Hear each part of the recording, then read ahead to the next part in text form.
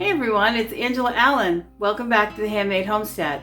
Today I want to talk about how easy it is to make homemade yogurt without dirtying a single dish.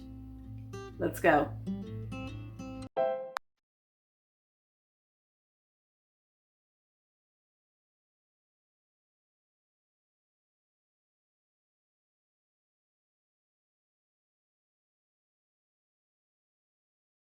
There are a lot of videos on YouTube and on the internet on how to make yogurt, even on how to make yogurt in an Instant Pot. But I'm going to show you how to make it in a way that makes your yogurt come out already packaged and ready for the fridge, and there's absolutely no dishes to clean up. I mean, nothing. But in order to do it, you do need an Instant Pot, preferably with the yogurt setting.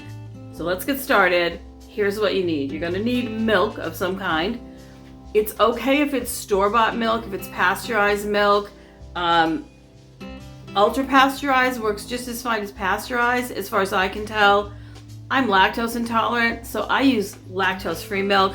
It works perfectly well, and talk about a huge savings. Those 32-ounce containers of yogurt from the refrigerator section of my store. We're in Rhode Island. Prices for you might vary, but I like the Fage lactose-free plain yogurt. It says Living the Good Life or something on the green label. That one. It's $7.99 here for that container. I can buy this lactose-free thing of milk at Aldi for $3.60, I think. This one container will make 2.5 quarts of yogurt, and it is so good. It's sweet, it's mild, there's no bite to it. I love it. I save a little bit back each time. Whatever's left in my bottle, when I get down to about here, I make a new batch. I never have to buy yogurt again, and this yogurt, you could eat it like sour cream almost. There's no sourness, no bite back to it. It's really delicious. We use it for everything: salad dressing, smoothies, we top, tacos with it, whatever. All right, so let's talk about how to make it, get you going. I think this will be your new favorite method. So like I said, you do absolutely need an Instant Pot to do it this way. I know that there's so many great ways to do yogurt, but for me, most of those require heating up the milk first, cooling the milk down, adding your starter, and then fermenting it for a period of time. Some people do a few hours, 8 hours. Some people do up to 24 hours. That would be horrible to me. I do not like really sour yogurt, and I do like plain yogurt, so this works really well. So you're going to use an Instant Pot. I have an Instant Pot Pro. That's what this one is. It does have a yogurt function on it. This will heat up your milk and then cool it down, but I do not use the heat up method. This is strictly a cold milk from the fridge into containers, into your Instant Pot, fermented, back in the fridge method. So I'm going to show you how to do that. We'll get everything together, and let's get started. Okay, so to make yogurt this way, what you're going to need is 1, 2, or 3 quart-sized jars and some kind of lid. It doesn't have to be a ring and flat. It can be one of the plastic lids like this. You can use one of these reusable lids too. Doesn't really matter, it's fine. So I'm going to use that. I use a little bit of plastic wrap between the yogurt and the lid just to give it an extra cover. So once it's fermented and this goes into my refrigerator, it's got that extra plastic cover just to help keep it clean and nothing, no bacteria or anything's going to really get in it. Plus the lid stays on it. And this will last in the fridge for a month, 6 weeks maybe, and it's still perfectly fine. The Instant Pot, you don't really even need a spoon or a whisk. I use it, but, and then let's talk about the milk. Doesn't matter what kind of milk you use. It does not. You can use skim milk. I've done that. You can use 2%, you can use whole milk. I prefer whole milk. I like a really nice, rich yogurt.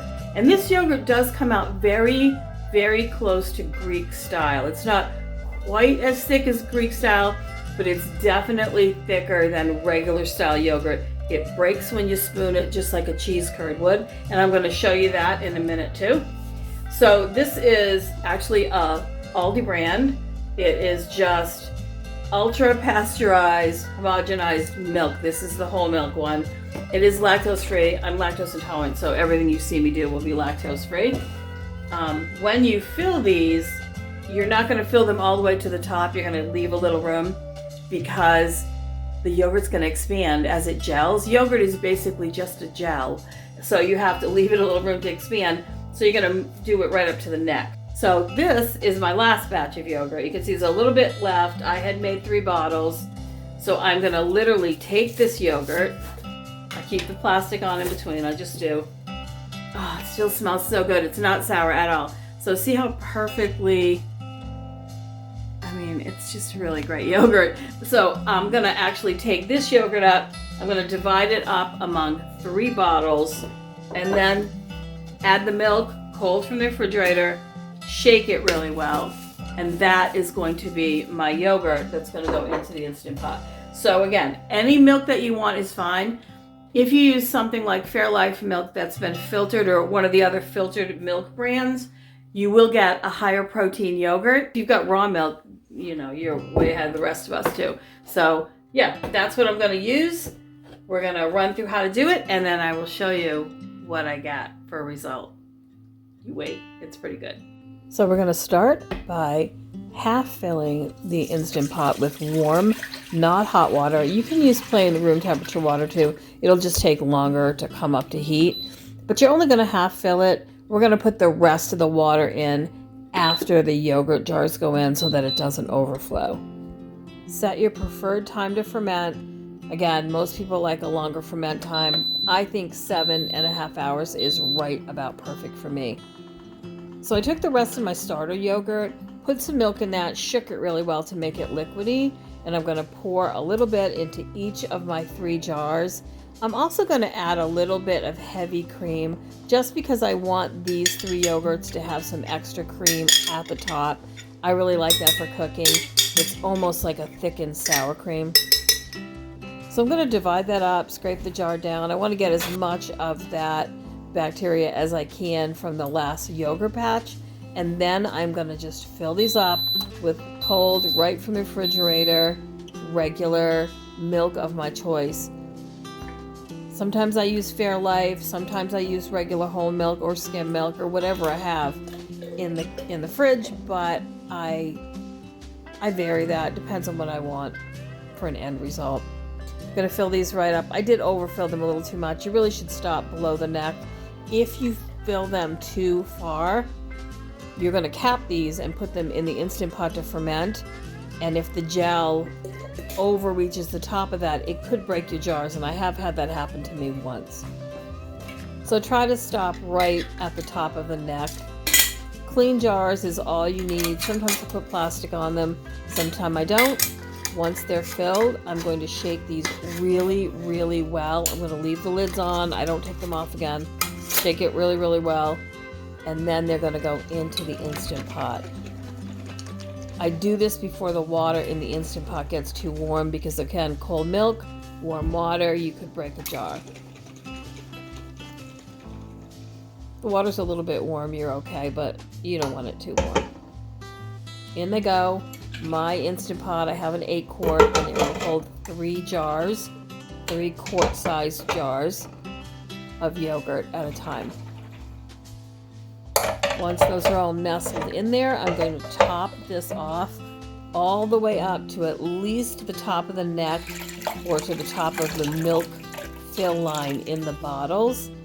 I put just a regular cover on it. It's not pressure cooking. Turn the lights off and let it ferment, let it do its job. I usually start this late at night so it can do its job overnight and it doesn't tie up my Instant Pot during the day. But first thing in the morning, I do take it out of the warm water, dry the bottles off, label them, and put them in the fridge because I don't want it to ferment any longer. Okay, so I've moved you over here closer to my sink so you can see how great this yogurt is. So this is my latest batch. I'll take this lid off, take the plastic off so you can see. I'm doing that in real time, and I'm going to put this real close to you and show you how thick this yogurt is. Isn't that amazing? It's really thick. It's so good. I take it out right when it's done, dry off the bottles, into the fridge it goes, because I want that mild yogurt taste. You can see how it holds the shape even on the spoon. You see that? It's pretty cool, huh? And there's no liquid in there. I mean, really, it's not going to pour out in that little drop as I swallow. But you can see the yogurt is not. That's all you get for whey. The rest of it has made its way to being yogurt, and you won't believe how delicious it is. It's super mild. It's fantastic. Give it a try.